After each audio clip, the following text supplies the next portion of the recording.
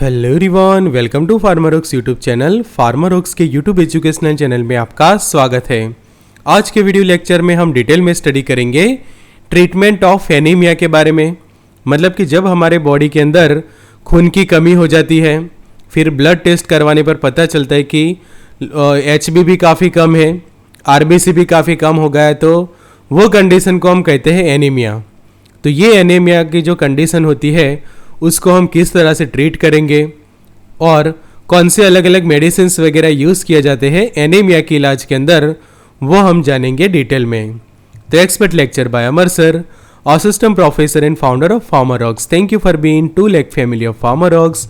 Updated रहिए pharma knowledge के साथ, एक्सेस करिए study material, test series and video lecture Pharmarox के ऐप ऊपर। तो अगर आपके पास एंड्रॉयड फ़ोन है तो एंड्रॉयड ऐप डाउनलोड करें, आईफोन यूज़र ऐप स्टोर से डाउनलोड करें, लिंक आपको डिस्क्रिप्शन बॉक्स के अंदर मिल जाएगी। तो सबसे पहले समझ लेते हैं कि एनीमिया क्या है। तो एनीमिया की जो डेफिनेशन हम कहें तो एनीमिया मतलब कि low number of red blood cell, कि आपके बॉडी के अंदर RBC जो है वो कम हो जाते हैं, कि जिसको हम कहते हैं रेड ब्लड सेल। और RBC की मात्रा कम होने के कारण जो रेडनेस जो है वो कम हो जाती है आपके बॉडी के अंदर, काफ़ी फीकापन देखने को मिलता है। तो यहाँ पे देखो दो हथेलियाँ है कि ये है नंबर 1 और ये है नंबर 2।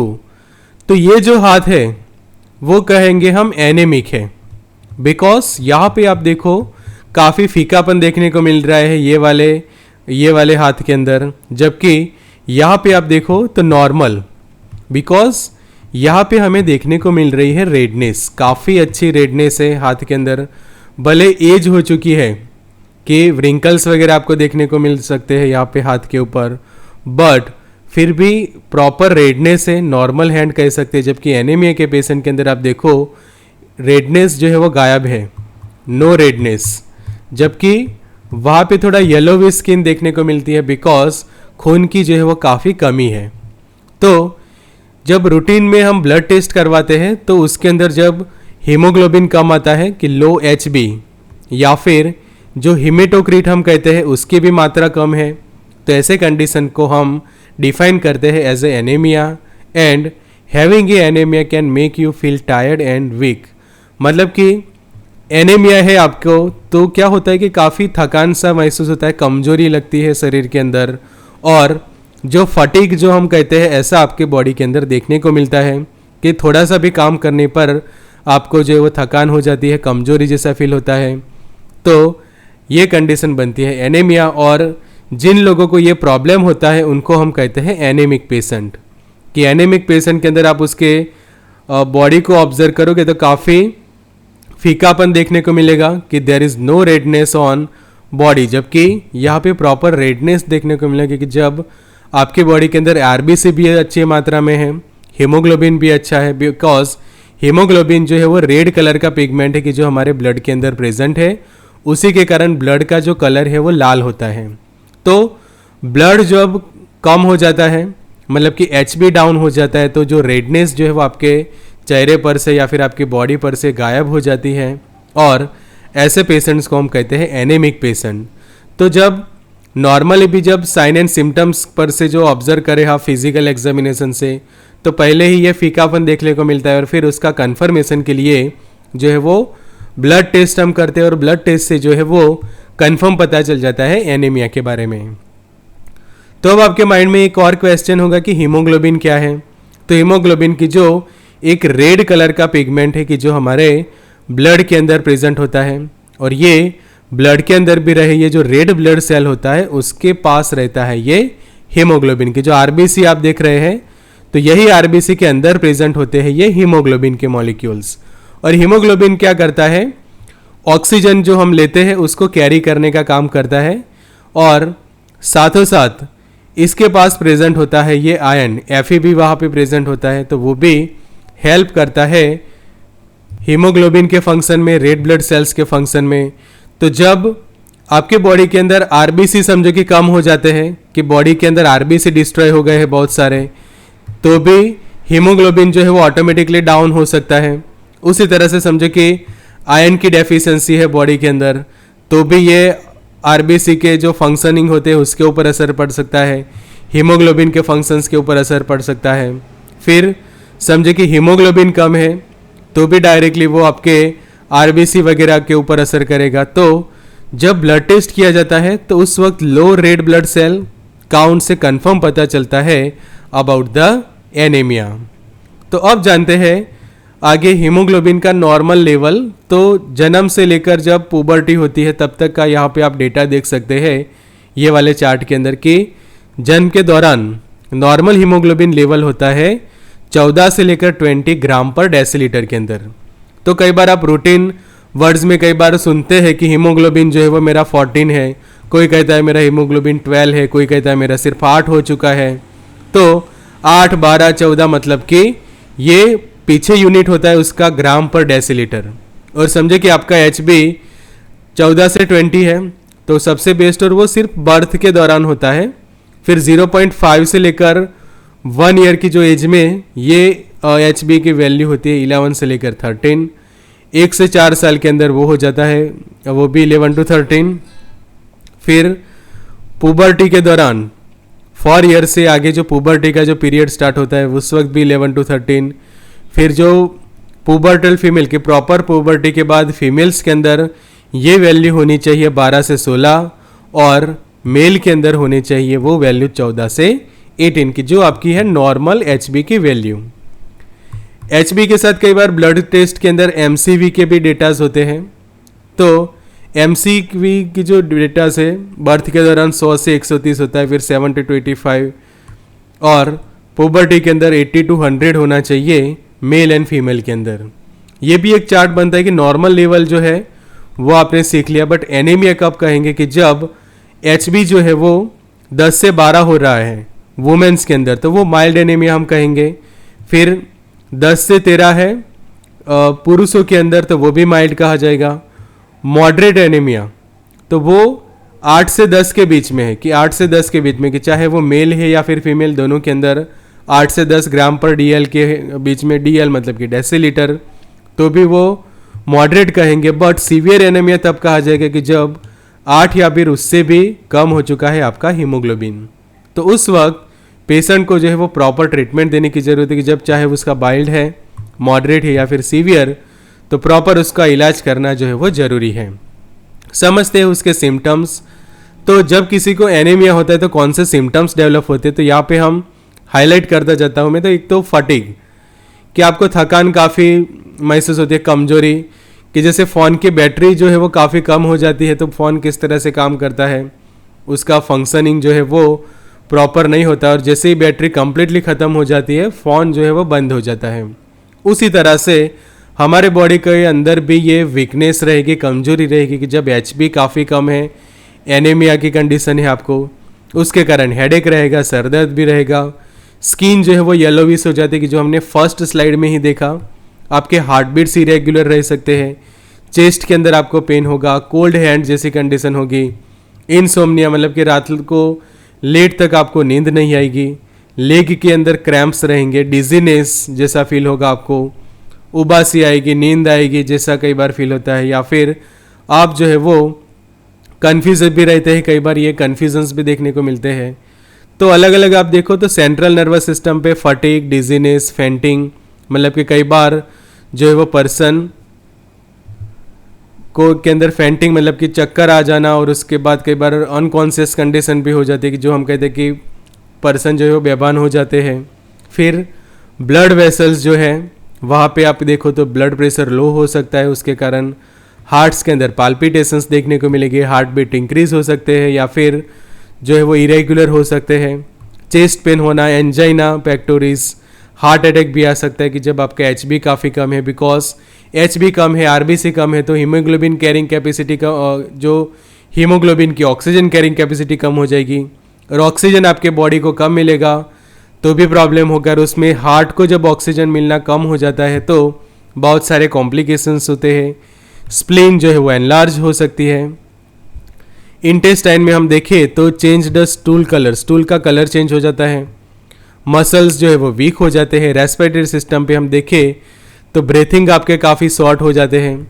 स्किन तो paleness, coldness and yellowing, ice के ऊपर येलोविंग आपको देखने को मिलती है। तो ऐसे सिम्टम्स देखने को मिलती है कि जब आपको सीवियर एनेमिक कंडीशंस डेवलप होती है। बिकॉज स्टार्टिंग में तो माइल्ड ही होता है, माइल्ड से मॉडरेट हो जाता है और फिर मॉडरेट से फिर वो सीवियर हो जाता है। तो स्टार्टिंग के स्टेज में ही उसका इलाज होना ज़रूरी है। तो तुरंत आपको ऐसे कोई सिम्टम्स होते हैं तो एक बार आपका ब्लड टेस्ट जरूर से करवा लेना चाहिए, और उसमें ये जो चार्ट के अकॉर्डिंग टू हमने देखे वो वैल्यूज़ खास चेक करवा लो आप, कि कंप्लीट ब्लड काउंट आप करवा लो, तो उससे आपको पता चल जाएगा कि आरबीसी कितना है, डब्ल्यूबीसी कितना है, प्लेटलेट्स कितना है, दूसरे ब्लड सेल्स जो है वो इम्यून सेल्स की मात्रा कितनी है, वो सब आपको पता चल जाएगा। तो सीबीसी के अंदर जो प्रॉपर आपके ब्लड सेल्स का कंप्लीटली काउंट किया जाता है अच्छे से। एंड समझो कि एनीमिया है, तो एनीमिया के अंदर हमें पता है कि एचबी जो वैल्यू पर से एनीमिया की कंडीशन जो है वो डिटरमाइन होती है, और उसके अलग अलग हम टाइप भी डिसाइड कर सकते हैं कि एचबी के बेसिस के ऊपर कि एक तो नॉर्मल लेवल तो के कंपेयर में mild, moderate and severe anaemia, ये 3 अलग अलग कंडीशन जो है वो हम कैरेक्टराइज कर सकते हैं based on the value of haemoglobin. अब हमें अब से ये सब तो पता चल गया, अब जानना जरूरी कि रीजंस क्या, कि कौन से रीजन से एनीमिया होता है, तो उसके बेसिस पे हम ट्रीटमेंट कर सकते हैं। तो सबसे पहले कि समझो कि किसी को आयरन डेफिशिएंसी के कारण हुआ है एनीमिया, तो उसको आयरन के सप्लीमेंट्स देना जरूरी है। किसी को विटामिन की डेफिशिएंसी से होता है, तो स्पेशली विटामिन B12 की डेफिशिएंसी से आपको एनीमिया हो सकता है। फिर इन्फ्लेमेशन, कि समझो कि आपकी बॉडी के अंदर सूजन है, तो सूजन के कारण भी एनीमिया हो सकता है। Aplastic anaemia, anaemia is associated with the bone marrow disease, कि कई बार बोन मैरो के अंदर आपको कोई प्रॉब्लम है, तो हमें तो पता है कि बोन मैरो प्रोडक्शन हाउस है ब्लड सेल्स के लिए, तो बोन मैरो ही अच्छे से काम नहीं कर रहा हो तो सामने आपके रेड ब्लड सेल भी अच्छे से डेवलप नहीं होगी वहाँ पे, और जिसके कारण खून की कमी होगी। फिर हीमोलाइटिक एनीमियास की कंडीशन है, सिकल सेल एनीमिया, तो ये सभी कंडीशन से आपको एनीमिया हो सकता है। विटामिन B9 की, जिसको फॉलेट हम कहते हैं, फॉलिक एसिड भी कहते हैं, तो उसकी डेफिशिएंसी से भी आपको एनीमिया हो सकता है। तो इसलिए देखो मेडिकेशंस के अंदर ये 3 खास रहते हैं, एक आयरन रहता है, विटामिन B12 रहता है, एंड फॉलेट को एज अ फॉलिक एसिड उसके अंदर ऐड किया होता है। तो iron, folic acid plus vitamin B12 के जो टैबलेट्स हैं वो यूजुअली पेशेंट्स को दिए जाते हैं। फिर decrease blood cell production, blood loss हो जाए कोई एक्सीडेंटली तो भी एनीमिया हो सकता है। एंड रेड ब्लड सेल का डिस्ट्रक्शन होना, मतलब कि आपके आरबीसी जो है वो ब्रेक हो रहे हैं, उनका डिस्ट्रक्शन हो रहा है, किसी तरह से वो डैमेज हो रहे हैं, तो भी आपके बॉडी के अंदर खून की कमी होगी, एचबी कम हो जाएगा। तो उसके प्रिवेंशन के लिए ज़रूरी है कि प्रॉपर आप ऐसे फूड ले कि जिसके अंदर आयरन जो है वो काफ़ी अच्छी मात्रा में, कि जिसको हिंदी में हम लौह तत्व कहते हैं, तो ऐसा खाना लीजिए कि जिसके अंदर लौह तत्व अच्छे मात्रा में होता है। तो यहाँ पे आप देख सकते हैं कि आप स्पिनच खा सकते हैं, फिर ब्रुसेल्स स्प्राउट्स खा सकते हैं, और फिर बॉक चॉय ले सकते हैं, कोलार्ड ग्रीन ले सकते हैं, फिर पम्पकिन सीड ले सकते हैं, और इंडिया के अंदर यूजुअली जो हम खास कर लेते हैं तो टोमेटोज़ वगैरह, ब्रोकली ले सकते हैं, ग्रीन पीज आप खा सकते हैं, ग्रीन बीन्स वगैरह होते हैं, तो ये सब आप जो है वो ले सकते हैं कि जो आयरन रिच फ्रूट कहे जाते हैं। फॉलेट की जो न्यूट्रिएंट है कि जो हमें सिंथेटिक फॉर्म है फॉलिक एसिड का, विटामिन B12 जैसे फूड्स के अंदर होता है, जैसे स्पेशली ये जो ग्रीन लीफी वेजिटेबल्स होते हैं जितने भी, उसमें भी B12 भी मिल जाता है। फिर जो सीरियल्स होते हैं, सोया प्रोडक्ट्स होते हैं, उसमें भी हमें B12 मिल जाता है, डेयरी प्रोडक्ट्स के अंदर होता है, मीट के अंदर, और विटामिन C, तो ऐसे फूड के जो उसके अंदर विटामिन C हमें अच्छा मिल जाता है, किसी को ऑरेंज जूस है, लेमन है, तो वो भी आप ले सकते हैं कि जिससे विटामिन C अच्छे से मिले। आंवला भी खा सकते हैं। अब बात करते हैं प्रॉपर मेडिकेशंस की। तो मेडिकेशंस के अंदर यूजुअली जो है वो डेली 1 टैबलेट लेने होता है, डेली 1। तो यूजुअली आपको समझो कि ये वाला प्रिस्क्राइब किया हुआ है, तो इसके ये जो 10 टैबलेट है तो डेली आपको सिर्फ एक ही टैबलेट जो है वो ये खानी होती है, कि जिसके अंदर मिथाइल कोबालेमाइन होता है, पायरिडोक्सिन हाइड्रोक्लोराइड होता है, एंड फॉलिक एसिड। तो मिथाइल कोबालेमाइन मतलब कि विटामिन B12 उसके अंदर प्रेजेंट है, विटामिन B6 भी प्रेजेंट है और विटामिन B9। तो ये हो गया कि जिसकी डेफिशिएंसी से आपको यह एनीमिया होता है तो ये क्योर हो जाएगा। उसी तरह से देखो फॉलिक एसिड विथ आयरन के टैबलेट, तो ये भी प्रिस्क्राइब किया जाता है और यूजुअली पेशेंट जो है वो ये मेडिसिन जो है वो दिन में एक ही बार खाता है, कि पॉसिबल हो तो उसको वो मॉर्निंग में ले सकता है या फिर वो नाइट में। तो डेली एक ही टैबलेट लेने होते हैं कि जब तक आपकी खून की कमी जो है वो पूरी ना हो। उसी तरह से देखो गवर्नमेंट भी उसके कैंपेन्स चलाती है कि स्कूल के अंदर भी आपको पता होगा कि ये जो बच्चों को जो ब्लू कलर्स के जो पिल्स थे वो दिए जाते हैं, कि आयरन फॉलिक एसिड के जो टैबलेट्स होते हैं कि वीकली ये डोज दिया जाता है स्कूल्स के अंदर यूजुअली, कि weekly iron and folic acid supplementation WIFS in India since year 2000, कि 2000 के साल से नेशनल हेल्थ मिशन या फिर नेशनल रूरल हेल्थ मिशन जो हम कहते हैं NRHM, तो उसके अंतर्गत ये अलग अलग प्रोग्राम्स चलते हैं और आयरन फॉलिक एसिड के जो सप्लीमेंट्स जो है वो स्कूल के अंदर बच्चों को दिए जाते हैं। तो हर हफ्ते नीली गोली लेकर हम बने चुस्त से सुस्त, तो ये कैंपेन चलाती है। तो इस तरह से आप देख सकते हैं आयरन फॉलिक एसिड के टैबलेट्स आते हैं और ये टाइप की ये टैबलेट्स अवेलेबल होते हैं कि जो गवर्नमेंट ऑफ इंडिया ये कैंपेन चलाती है। तो ये इस तरह से ब्लू कलर की ये गोली होती है कि जो डायरेक्टली पानी के साथ ही आपको लेनी होती है। तो अब जानते हैं कुछ इसी के बारे में कि branding of IFA tablet as a blue WIFS IFA, कि जो W फॉर है weekly, I for iron, F for folic acid and S for supplementation, कि जिसका फुल फॉर्म होता है WIFS, कि जो हमारी भारत सरकार जो है वो ये कैंपेन चलाती है। और ये टैबलेट जो है वो स्कूल और आंगनवाड़ी के साथ साथ जो हमारे प्राथमिक आरोग्य केंद्र है, कम्युनिटी हेल्थ सेंटर्स वगैरह है, वहाँ पे भी मिल जाते हैं। And blue colour WIFS IFA to identify from other different type of IFA tablets, कि IFA के तो बहुत सारे अलग अलग ब्रांड्स होते हैं, बट ये जो सरकार जो कैंपेन चलाती है उसकी अलग से एक इमेज तैयार हो और उसको आप आइडेंटिफाई कर सके आसानी से, इसीलिए उसका कलर जो है वो ब्लू कलर रखा हुआ आप देख सकते हैं।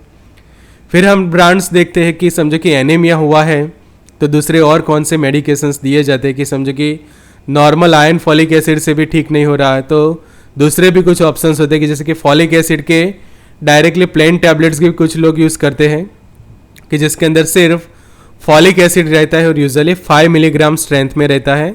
और ये जो है वो पेशेंट डेली एक लेते हैं, डेली 1 टैबलेट, एक से ज़्यादा टैबलेट नहीं लेने होते, because 5 milligram per day enough रहता है। उसी तरह से जो फेरस सल्फेट के आते हैं, फेरस ग्लूकोनेट के टैबलेट या फिर फेरस के जो डाइटरी सप्लीमेंट है वो भी सिर्फ एक टैबलेट डेली 1। पर यहाँ पे कंडीशन ये होती है कि समझो कि आप फॉलिक एसिड ले रहे हैं तो फिर फेरस सल्फेट लेने की ज़रूरत नहीं है, और फेरस सल्फेट ले रहे हैं तो फॉलिक एसिड की ज़रूरत नहीं रहती। फिर फेरस ग्लूकोनेट ले रहे हैं तो भी दूसरे मेडिकेशंस की ज़रूरत नहीं है, या फिर ये सभी आप यूज़ नहीं कर रहे हैं तो कई बार एनेमिक पेशेंट्स को इपोइटिन अल्फा सिस्टेमिक इंजेक्शंस भी दिए जाते हैं, कि यहाँ पे आप देख सकते हैं कि 2000 यूनिट रहते हैं उसके, या फिर कई बार उसको 2K लिखा जाता है, 2K पर ml, 2K यूनिट पर ml। तो ये इंजेक्शन स्पेशली हॉस्पिटल यूज़ कर रहते हैं और यहाँ पे उसके प्रीफिल सिरिंज भी अवेलेबल होते हैं, कि जो 3000 इंटरनेशनल यूनिट के अंदर है। तो ये आपको प्रॉपर हेल्थ केयर प्रोवाइडर्स के सलाह के अनुसार लेना चाहिए। और ये इंजेक्शन तब दिया जाता है कि जब HB बहुत ही कम है, कि जो सीवियर एनेमिक पेशेंट होते हैं कि जिसका HB 8 या उससे भी कम है, या फिर HB सिर्फ 5 हो चुका है, 6 हो चुका है, ऐसे कंडीशंस में इंजेक्शन हॉस्पिटलाइज पेशेंट्स को दिए जाते हैं। फिर जो समझे कि आपका एनीमिया माइल्ड है या फिर मॉडरेट एनीमिया कंडीशन से, तो ऐसे कंडीशन के अंदर ये सिरप से आसानी से क्योर हो जाता है, कि पायरिडॉक्सिन हाइड्रोक्लोराइड, विटामिन B6, ऑक्सीमेथोलोन या फिर मल्टीविटामिन विथ आयरन। तो पायरिडॉक्सिन्स के इंजेक्शंस कई बार दिए जाते हैं माइल्ड टू मॉडरेट के अंदर, बट वो ज़रूरत पड़ने तभी, वरना आसानी से ये मल्टीविटामिन्स के जो टैबलेट होते हैं या फिर आयरन कंटेनिंग जो मल्टीविटामिन सिरप्स होते हैं उससे आसानी से आपका एनीमिक कंडीशन जो है वो ट्रीट हो जाता है। फिर दूसरा हम एक ऑप्शन है कि जो हॉस्पिटलाइज पेशेंट होते हैं यूजुअली कि HB समझे कि काफ़ी कम है कि लेस देन 5 हो चुका है, लेस देन 6 है, लेस देन 7, लेस देन 8, इतना कम HB हो जाएगा कि 5, 6, 7, 8 या उससे भी कम HB है, तो उस वक्त आपके पास ऑप्शन रहता है ये आयरन डेक्सट्रान के इंजेक्शंस का। An iron dextran injection is use to treat the iron deficiency anaemia in people who can not be treated with iron supplements taken by mouth. कि जो अब तक हमने डिस्कस किया कि जो यूजुअली कुछ सिरप फॉर्म में अवेलेबल थी, कुछ टैबलेट्स वगैरह थी, तो टैबलेट सिरप से ठीक नहीं हो रहा है तो फिर आपके पास ऑप्शन रहता है ये इंजेक्शंस का। तो ये इंजेक्शंस यूजुअली हॉस्पिटलाइज पेशेंट को दिया जाता है as a iron replacement therapy कि प्रॉपर आयन्स जो है वो उसके बॉडी के अंदर आयन जो है वो इंट्रोड्यूस किया जाता है और ये जो है वो प्रॉपर हेल्थ केयर प्रोवाइडर्स के सुपरविजन के अंडर में ही हॉस्पिटल के यूज़ के लिए होता है। फिर आगे समझते हैं मेडिसिन्स कि समझे कि एनीमिया होने का रीज़न जो है वो आपका कोई कैंसर है और उसमें भी ये जो मल्टीपल मायोलोमा की जो हम बात करते हैं कि this medication is use if the anaemia occurs due to the multiple myeloma a type of cancer. तो ये वाला मेडिकेशन जो आप देख सकते हैं कि जो सिप्ला बनाती है लेनालिडोमाइड के जो कैप्सूल्स आते हैं 10 मिलीग्राम के स्ट्रेंथ के अंदर। तो कई बार क्या होता है कि ये जो मल्टीपल मायोलोमा होते हैं कि एक टाइप का कैंसर है, तो उस वक्त आपका HB कम हो जाता है, तो उस वक्त लेनालिडोमाइड के ये टैबलेट्स जो है वो प्रिस्क्राइब किए जाते हैं। और लेनालिडोमाइड क्या करता है आपके इम्यून सिस्टम के ऊपर स्पेशली असर करता है and it promote the immune response to help slow a tumour growth. ये मेडिकेशन क्या करेगी, कोई एंटी कैंसर मेडिकेशन नहीं है, बट ये मेडिकेशन क्या करेगी आपके इम्यून रिस्पॉन्स ऐसे जनरेट करेगी कि जिससे ट्यूमर की जो ग्रोथ है वो हो जाएगी काफ़ी स्लो। जो स्लो ग्रोथ हो जाएगी जिसके कारण आगे जो है वो आप दूसरे मेडिकेशन से ट्रीट कर सकते हैं कैंसर को कि जो एंटी कैंसर्स दवाइयाँ होती हैं। और उस वक्त एनीमिया हो तो एनीमिया की कंडीशंस भी आसानी से आप ट्रीट कर सकते हैं कि जब किसी को कैंसर होता है। लेनमीड के जो टैबलेट्स आते हैं use to treat the multiple myeloma, bone marrow का एक कैंसर कहा जाता है उसको, either in combination with other medications और आफ्टर स्टेम सेल ट्रांसप्लांट कि जो स्टेम सेल ट्रांसप्लांट किया जाता है तो उसके मेडिकेशंस या फिर जो सिंपल डायरेक्टली भी ये विदाउट एनी कॉम्बिनेशन भी यूज़ किया जाता है कि जब आपको खून की कमी हो जाती है आपके अंदर कैंसर के कारण। तो ये था हमारा special video lecture about the anaemia. Thank you for watching. Join कर सकते हैं व्हाट्सएप ग्रुप, ये वाला व्हाट्सएप हेल्पलाइन नंबर है फार्मारॉक्स का, ज्वाइन कर सकते हैं स्टडी मटेरियल के लिए, test series and video lecture के लिए फार्मारॉक्स के ऐप के अंदर। तो Android user Android app download करेंगे, आईफोन यूज़र ऐप स्टोर से, लिंक आपको डिस्क्रिप्शन बॉक्स के अंदर मिल जाएगी। So good luck and all the best.